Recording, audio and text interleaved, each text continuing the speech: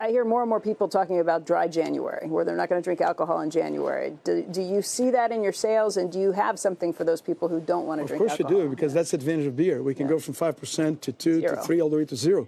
And 0.0 beer here in Europe, where we are, is a segment of beer that grow the fastest. So dry January, we can also have products for consumers. You know? Does that show up in your numbers? Do you see dry January, or is that just like a total Twitter phenomenon? No, but it's an interesting segment because, again, it's very profitable. And if some consumers are willing to go for it, we are here to offer consumers in different occasions something so they can stay with us in our portfolio. That's what we're in business for. All right.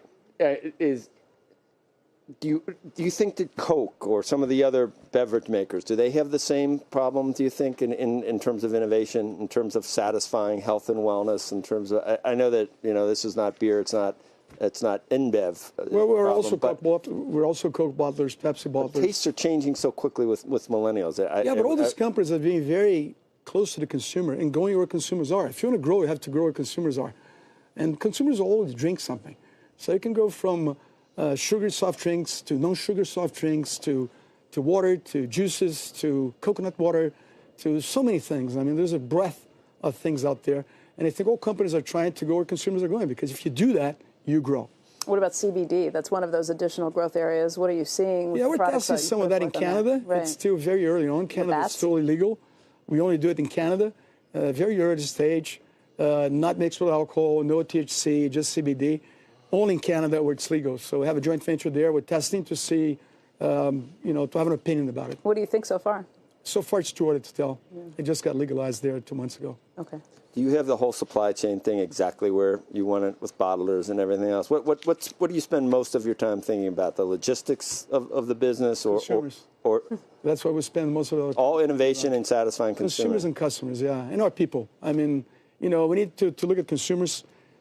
Customers, our retailers, is the way to get to consumers, and our people is the magic behind all this.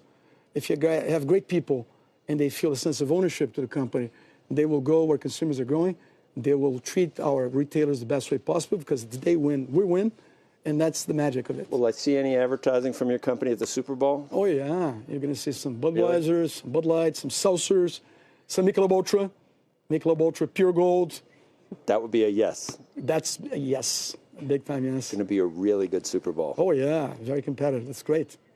So looking forward to it. I had both those teams, as I've mentioned to you several times already, even though they were big favorites. Hard to cover 7.5 points. It's hard, but they did. Anyway, Carlos, I think all this gambling's helping you too. I do. All the DraftKings. I watch all the games. I drink while I'm watching. Oh yeah, no, I'm not kidding. I mean, no, I see a lot of synergy. Sports is a big occasion. Big. It's always been. Will continue to be. If there's one thing, that people still watch live, is sports.